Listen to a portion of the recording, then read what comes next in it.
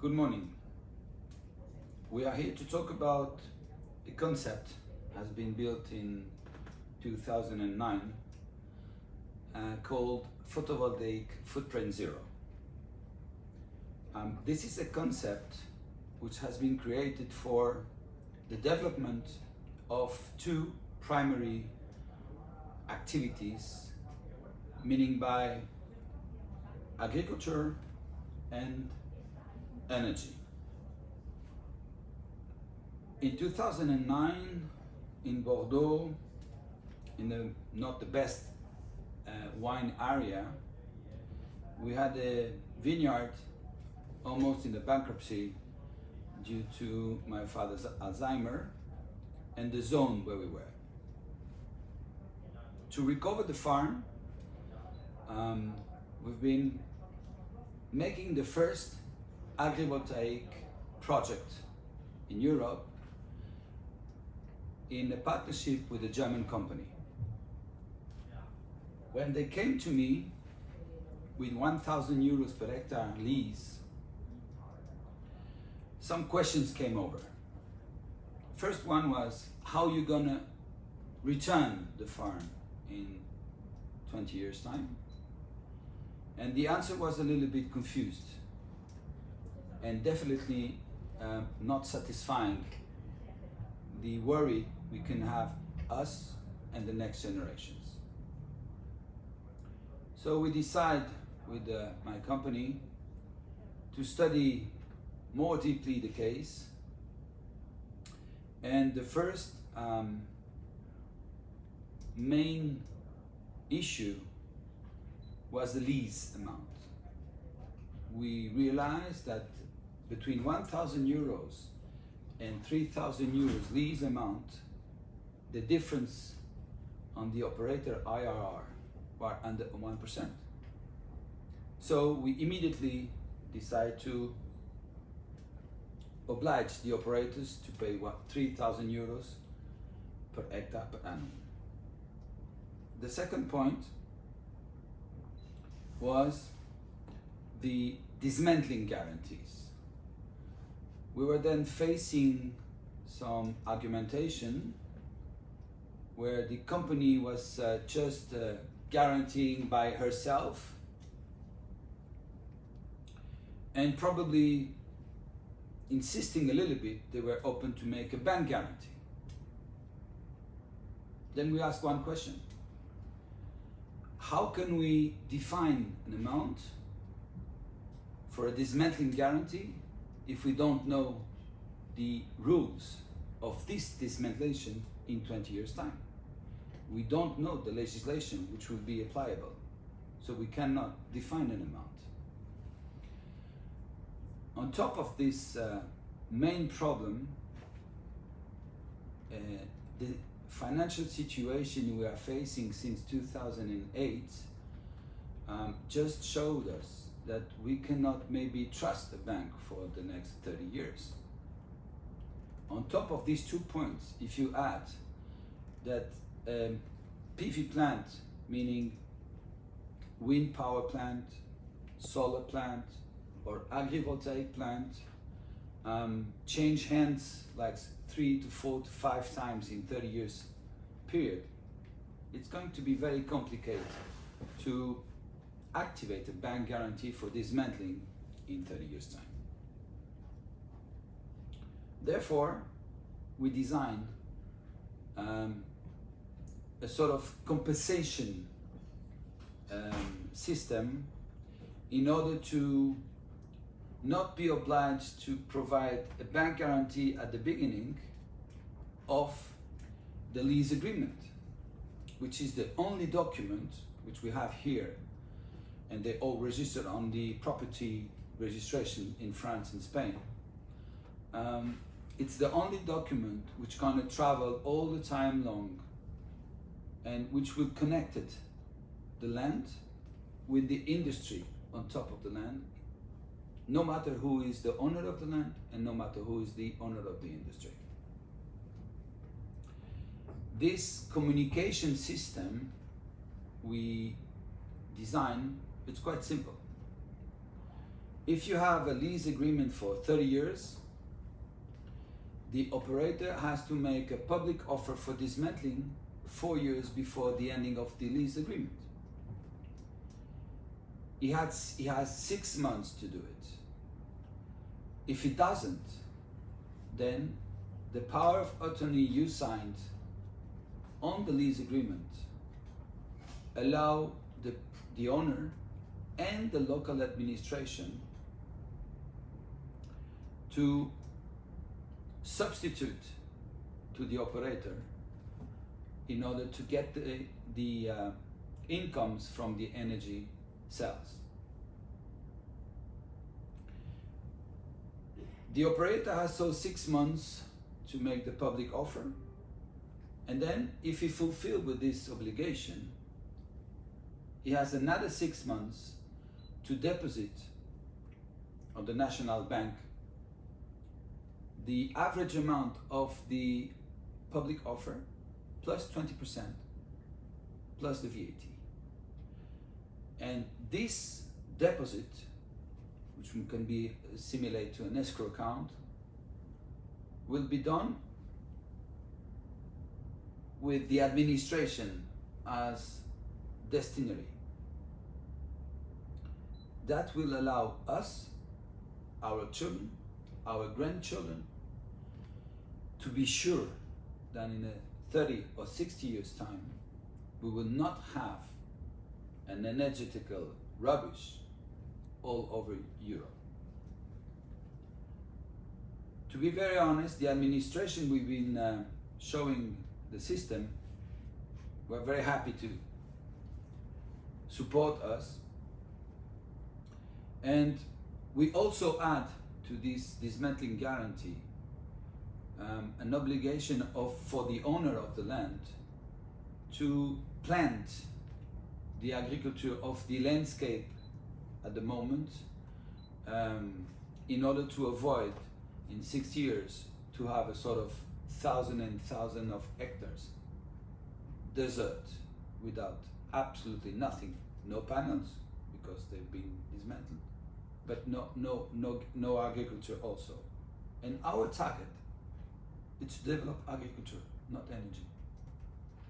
We are looking to build up a circular economy in order for the agricultors to be able to continue their work, to progress on the what we call mile zero agriculture, which is what we produce here has to be consumed here, and obviously to increase their research and development to make every day a better agriculture for the consumption. To do this, we think that the industry can be mixed with agriculture, the perfect partnership to develop a sector which is alive today for part of it just because of this invention of the PAC, which is the agriculture subsidy.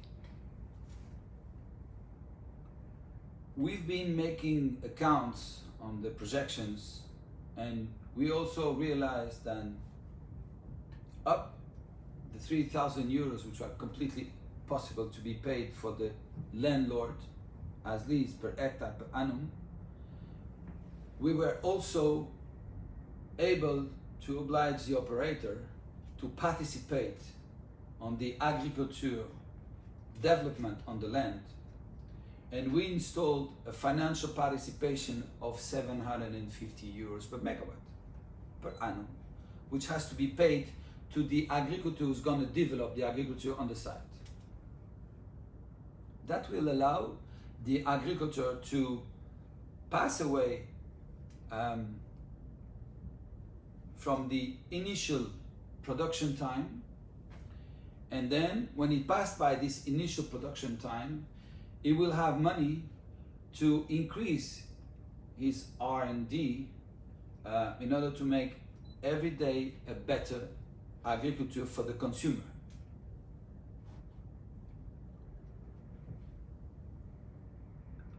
Out of the 750 euros per megawatt for the agriculture who's going to make the agriculture on the site, we also oblige the operator to participate on the regional agriculture landscape with another 750 euros per megawatt, which has to be paid to the regional agricultural chamber in order for them to promote some young agricultures. With this system, we are able to make a circular economy based on the agriculture, which is going to be helped by the industry.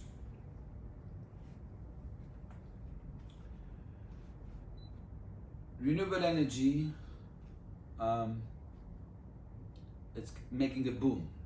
Okay, we are in a complete expansion, a very quick expansion. People are a little bit lost about regulations, about the transmissions of the companies, about the security for the operating time. Okay, we saw with our dismantling guarantee system that we don't have to be very worried about what's going on after. But now let's talk about what's going on during the exploration of the agrivoltaic PV. The sector going to be a financial sector in a very few months. Will be a financial product. And we all know then the economical narcissism has to be cut off as per today. So we have to make some concrete barriers in this sector in order to avoid any disaster in a couple of decades. In our lease agreements, the operator is obliged to make an audit every year. And we trust on the administration. So the audit, we think, has to be shown to the owner and of the land and to the administration. If the operator does not fulfill this audit, he has a 6 months period to put the accounts on the table, to show the books. And if he doesn't, then he loses immediately all the PV plant. And that's completely described on our lease agreements. And to do so, the owner and the administration, they have a power of attorney, which is signed by us today as developers, but it's also the same lease agreement with the same conditions and rules which are going to be transmitted further on to the constructor, to an investment bank, then to normally an insurance company. So we saw that we solved the dismantling guarantees, the problem. We saw that we've been solving also the agriculture economic. And now we saw that we are able to have a look on the books yearly. The last point was to avoid one company to own several projects. And from that several projects, some of them were working on and some of them not. And we all know that if some of them are not working, they're just taking the profitability to make compensation on the other ones. So on our lease agreements, it's absolutely avoid to transmit any of our projects to more than one company, which only has to have this project as only and unique asset.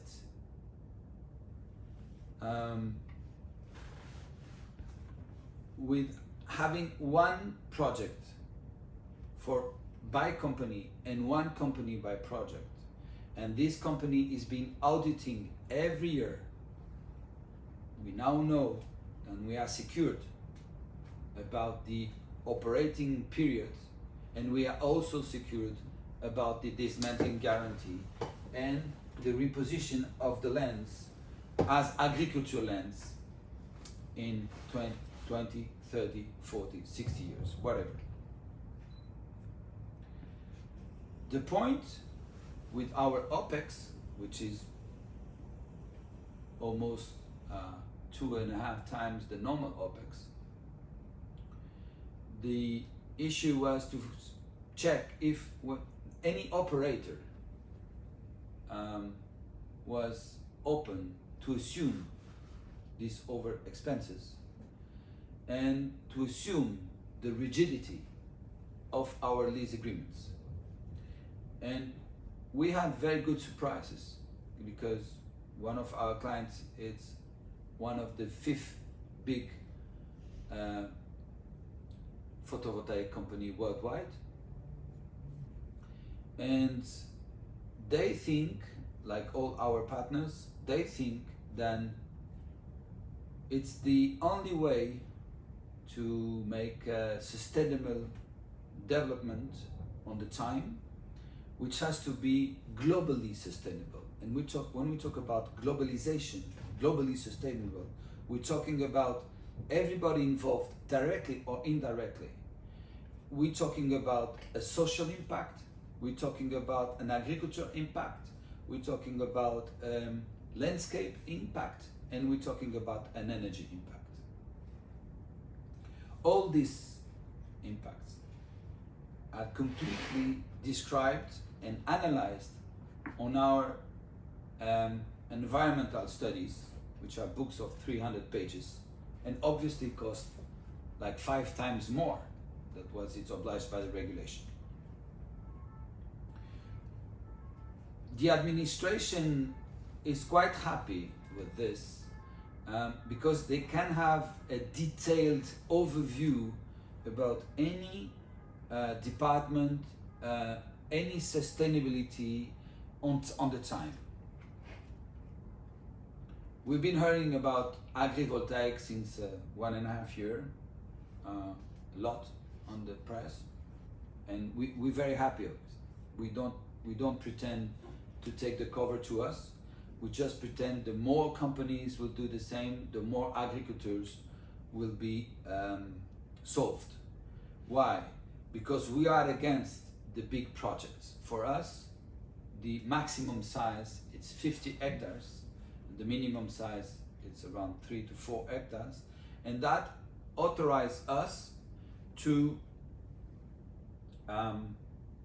make a lot of projects in a lot of municipalities in order to help a lot of agricultural chambers in order to promote the agriculture mile zero in a lot of municipalities.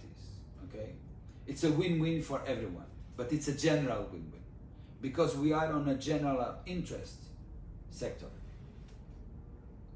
So, as I was saying, everybody's speaking about agrivoltaic, but we went a little bit further on.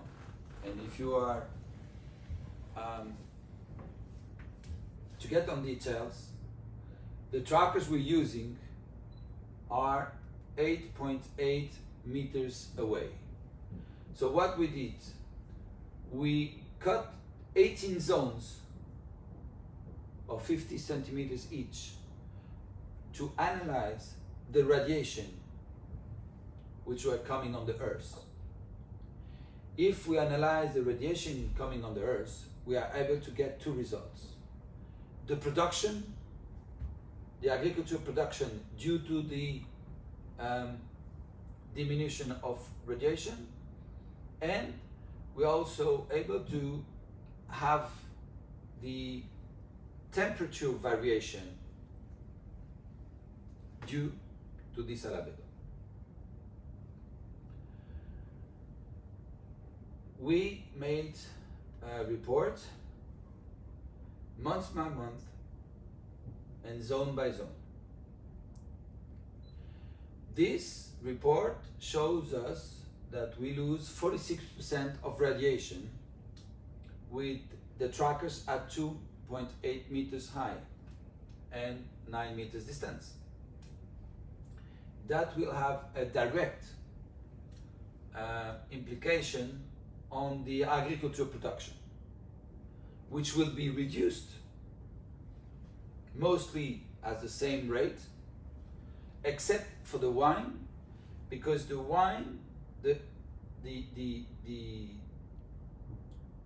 diminution of the temperatures we're gonna see after allow the sugar in the summer period allow the sugar to grow much more slower, and that will delay the average because the maturation of the vineyard will be much more linear. As we can see, we have a reduction of almost 4 degrees in the summer months. We compensate, obviously, this lack of radiation with additional agriculture on the site, who allows us to make also biodiversity agriculture, which is very important. And it is also very important to use sites which are already contaminated as landscape. For example, we only use sites where we have very high voltage lines or electric stations or railways or motorways touching the project. Therefore, when we are working and applying our process of landscape integration, which is 4.5 meters cypress, then we have red fruits on the barriers. Instead of having a security barrier alone, we plant red fruits every 30 centimeters. And then 1.5 meters away from the red fruits, we're gonna plant fruit trees. Okay? Apples, whatever it is possible. This additional production of agriculture will compensate the 2 rows. For example, this is vineyard. The 2 rows of vineyard we're gonna have to take off.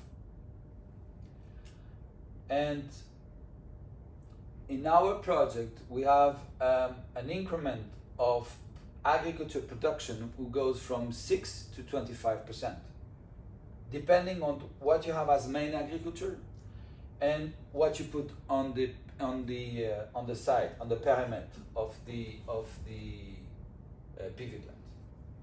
All year long, because the trackers are, as I said, 2.8 meters high, the machinery can work normally. Okay? We are working on an ecological system, so they just can labor the earth maximum 30 centimeters deep and maximum 30 centimeters side by side from the vineyard. Once a year, when comes harvest, we can see then it's possible to use big machinery.